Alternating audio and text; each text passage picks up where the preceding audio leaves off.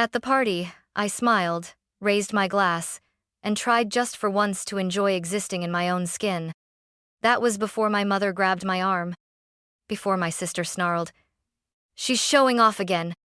Before my father held me down while they cut my hair off in front of the whole family. Not in private, not in anger, but like it was a performance, a lesson, a punishment. "So, you won't outshine your sister," my mother hissed as scissors hacked through curls I had grown and loved for years. And when I screamed, she said, "Don't make a scene." So I didn't. The next day, they were the ones crying at the police station. Because this time, I didn't just walk away. I pressed charges. And I made sure the world saw exactly what they did. I hadn't been home in over 2 years. Not because I was busy, but because I'd finally learned how peace felt without them in it. But when the invitation came, "Join us for Meredith's birthday. Family only. Dress nice." I hesitated. Meredith, my sister, had always been the golden one, the delicate flower, the one our parents moved mountains for. I was the weed that grew on the cracks. Still, something in me wanted to believe things could be different. I told myself, I'm not that girl anymore. I have a job I love, a place of my own, friends who actually see me. I'm strong now. I'm not afraid of a few hours and some cake. So I went shopping, got my nails done, booked an appointment with a stylist who knew how to work with thick, wavy hair without butchering it. I picked a deep green satin dress, elegant but not loud. Just me. For once, I didn't want to blend in. I didn't want to shrink. I just wanted to show up as myself. The morning of the party, I looked in the mirror and exhaled. My hair was long, soft, curled at the ends with a side braid tucked back behind one ear. I looked powerful, peaceful, like I had finally arrived in my own life. When I stepped through the front door of my childhood home, my mother's eyes swept over me once then flicked away. My father grunted something about finally showing up. And Meredith? She stared at my hair like it had slapped her. "You got all dressed up for me?" she said, voice tight with sweetness. I smiled politely. "It's your big day, right?" She didn't reply. She just kept looking at my hair like it was an insult. I should have left then, should have listened to the prickle crawling up my neck. But I stayed. Because part of me still wanted their approval. Still believed maybe, just maybe, I'd finally be enough. There's a quiet kind of cruelty that lives in families. It doesn't shout. It whispers. It tells you to be nice when someone's digging under your skin. It calls jealousy just teasing. It calls control concern. Growing up, I learned early that Meredith was the sun, and I was the shadow. She got the praise, the attention, the photo ops. I got told to stop taking up space. She wore the dresses, I wore her hand, me downs. She cried, and the world stopped. I cried, and Mom said, "Don't be dramatic." By high school, I stopped trying. What was the point? Meredith could fail a test and be too stressed. I aced mine and got, "Let's see if you can keep that up." I was the daughter with a smart mouth, the one who didn't know how to behave, the one who always had to be difficult. And Meredith? She just smiled sweetly and watched. She never said the words. Never had to. She knew how to turn a room against me with a look, a sigh, a well-timed tear. I left at 18 and promised myself I wouldn't come back. But you can scrub the mold off your skin and still carry the smell. So when I arrived at that birthday party and saw the way they glanced at Methan, glanced away, I knew. The script hadn't changed. They just thought I'd forgotten my lines. My mother greeted other guests with wide arms and practiced warmth, but when she spoke to me, her voice was clipped. "Is that what you're wearing?" "No hello. No, good to see you. Just an immediate assessment." My dad barely looked up from his beer. "You still working at that, whatever it is?" He never bothered to learn what I do. Corporate strategy for sustainable food systems might as well be space gibberish to him. And Meredith? Meredith worked the room like a politician in heels. She accepted compliments like royalty, And every time someone told me I looked so grown up, her smile got thinner. At one point, I passed her in the hallway. She stopped me with a hand on my wrist. "You're really going all out, huh?" she said, her gaze sharp. "All this for a family party?" I blinked. "It's your birthday." She tilted her head. "You always did hate not being the center of attention." Then she walked away. The thing is, I didn't want attention. I wanted dignity. I wanted, for once, to not have to apologize for existing too brightly. But in that house, brightness was a crime. And they were about to punish me for it. The living room was staged like a Hallmark dream. String lights draped over the fireplace. Balloons in gold and blush clustered near the dessert table. A banner read, "Happy birthday, Meredith, our shining star." Everything shimmered except the people. I drifted through the crowd, smiling when expected, nodding when necessary. Every now and then, someone from the extended family would say something like, "Wow, you clean up nice." Or, "Didn't recognize you, you've really changed." I knew what they meant. I wasn't in baggy jeans or hiding behind a messy bun anymore. But the tone wasn't admiration, it was evaluation. Like I'd broken some unwritten code by daring to show up looking like I belonged to myself. I saw Meredith watching. Every smile I received, every compliment tossed my way, deepened the crease between her eyebrows. Then came the family photo. "Let's get one of the sisters," someone chirped. I froze. Meredith didn't. She stepped beside me, wrapped her arm around my waist, and smiled for the camera like she hadn't just accused me of stealing her spotlight 10 minutes earlier. Click. As the photographer turned away, she leaned in and hissed, "You're embarrassing yourself." Before I could respond, Mom swooped in. "Girls, help me bring out the cake," she said, all performance. We followed her into the kitchen, like we were back in childhood, like we had no say. The kitchen door closed behind us. And that's when it changed. My mother turned. "What are you trying to prove tonight?" I blinked. "What?" "You show up in that dress, with that hair, with those eyes looking for attention." "I'm not looking for anything," I said. "She's making a scene," Meredith snapped. "It's my day." "I haven't said a word," I replied. "And yet everyone's looking at you," she spat. Dad walked in then, holding a lighter. "What's going on?" "She's trying to humiliate us," my mother said flatly. "Just like always." They surrounded me. I backed toward the counter instinctively. My heartbeat thudded in my ears. "I think," Meredith said slowly, "you need to be reminded of your place." Then she reached into the drawer and pulled out a pair of scissors. My voice caught. "You're not serious." But their faces were set. Dad stood between me and the door. And then, they moved. I took one step back and hit the counter. There was nowhere to go. "Don't," I said, my voice low, steady. "This is insane." Meredith lifted the scissors. Mom folded her arms. "Then stop acting like you're better than us." "I never said I was." "You showed up like a queen," Dad cut in. "What did you expect us to do? Applaud you?" "No," I whispered. "I expected you to act like parents." That was when Meredith lunged. I tried to twist away, but she was faster. Her fingers tangled in my braid, yanking my head back. I gasped. The first snip sounded louder than a gunshot. Hair slid over my shoulder and hit the floor. I shoved her off me, but then my father stepped in. He grabbed my wrist, hard, and pinned my arm behind my back. "Stop fighting," he growled. I couldn't believe it. My own father was holding me down.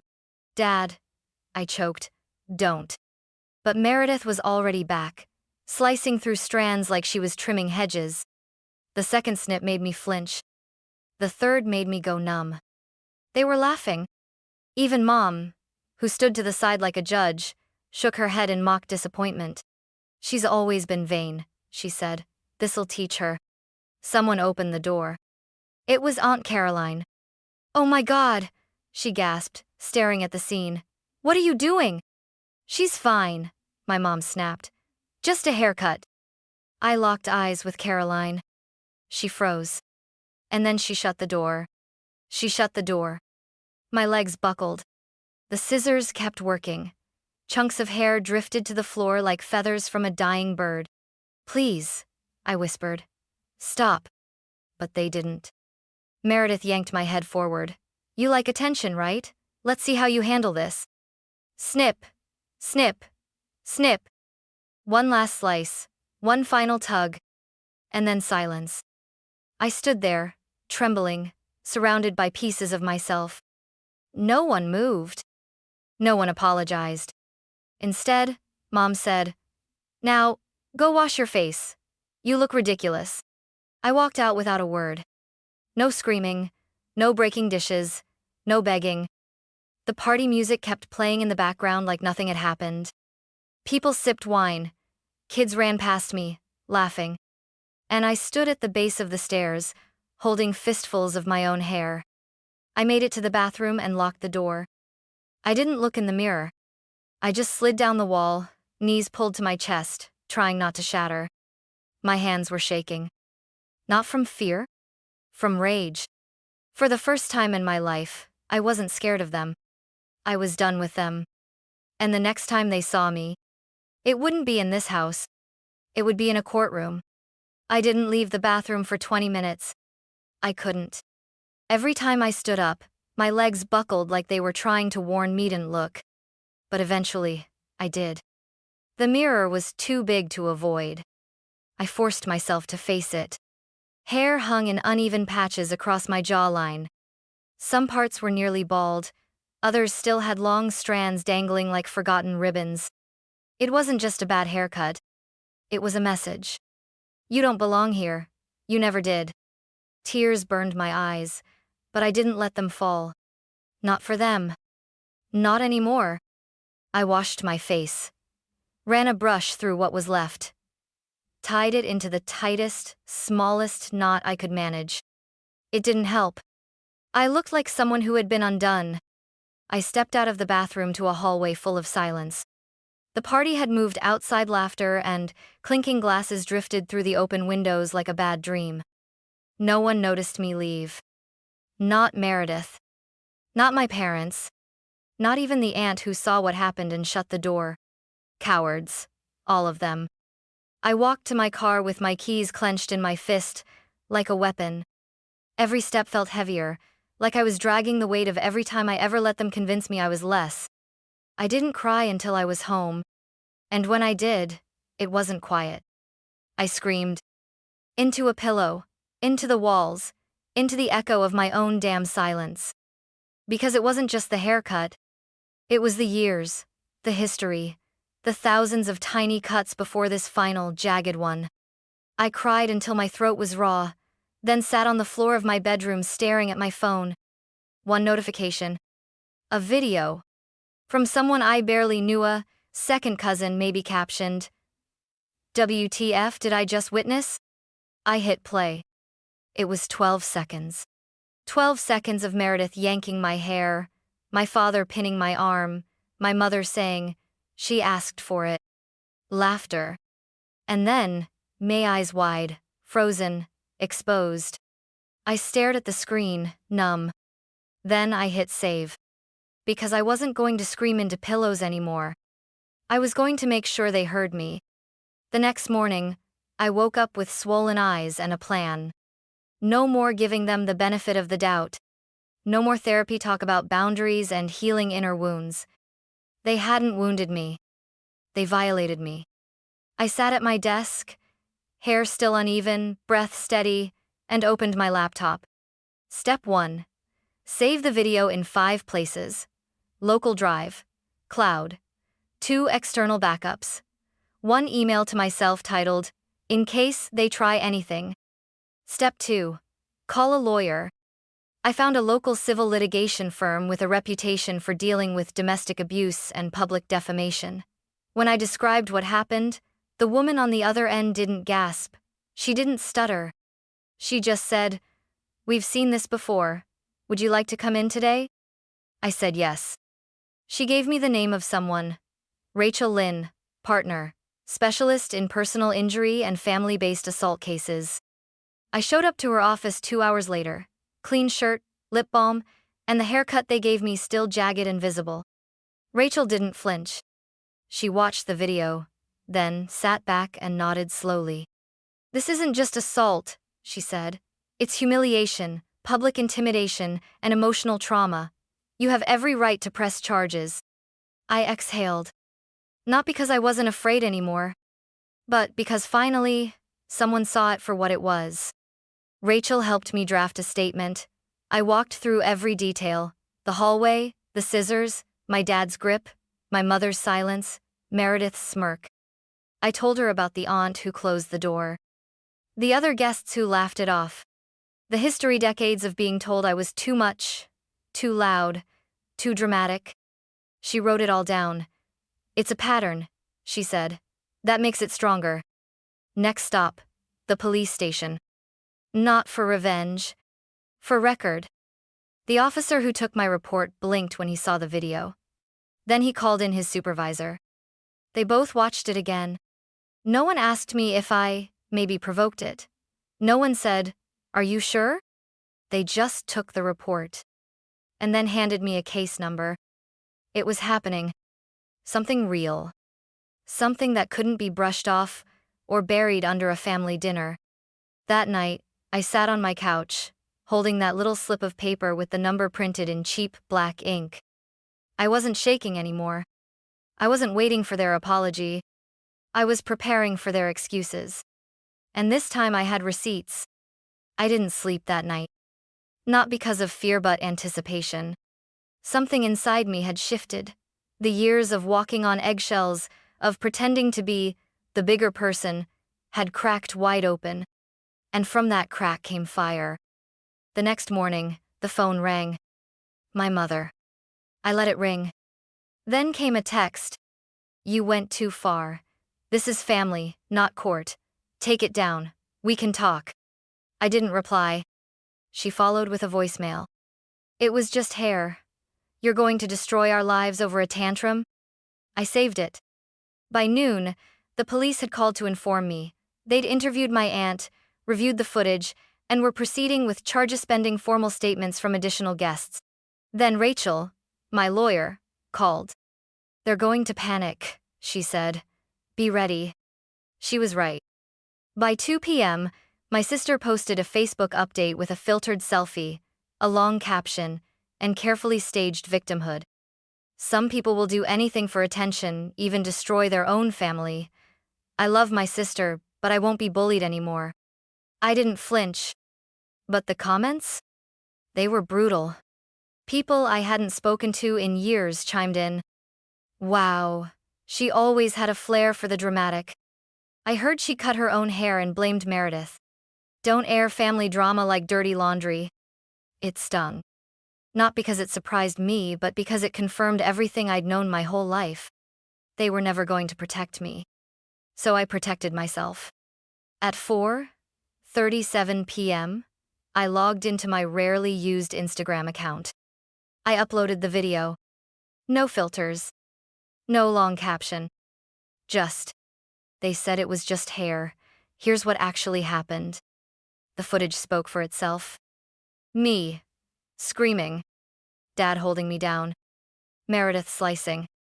Mom watching, arms crossed. Within an hour, it hit 10,000 views. By morning, it passed 1 million. And the comments had changed. "This is assault. You didn't go too far. You didn't go far enough. The fact that your dad helped hold you down makes me sick." Reporters began reaching out. Online advocates offered support. Even former classmates messaged, "I'm sorry. I saw the way they treated you." And Meredith? She panicked. Her next post was a Notes app apology that said nothing. "I'm deeply sorry if my actions were misunderstood. I love my sister and regret how things looked." Misunderstood? You don't misunderstand scissors in someone's hand while you're pinned to a wall. That night, the police officially charged all three of them misdemeanor assault and unlawful restraint. They were served papers the next morning. And then came the final blow. Aunt Caroline messaged me. "I'm so sorry. I should have stopped it. I just froze. I stared at the message for a long time. Then I typed, "You didn't freeze. You walked away. But now's your chance to do better. Sign a statement." She did. 2 more guests followed. By the end of the week, Rachel called again. They're rattled. Their lawyer wants to settle quietly. No court, no press. I laughed.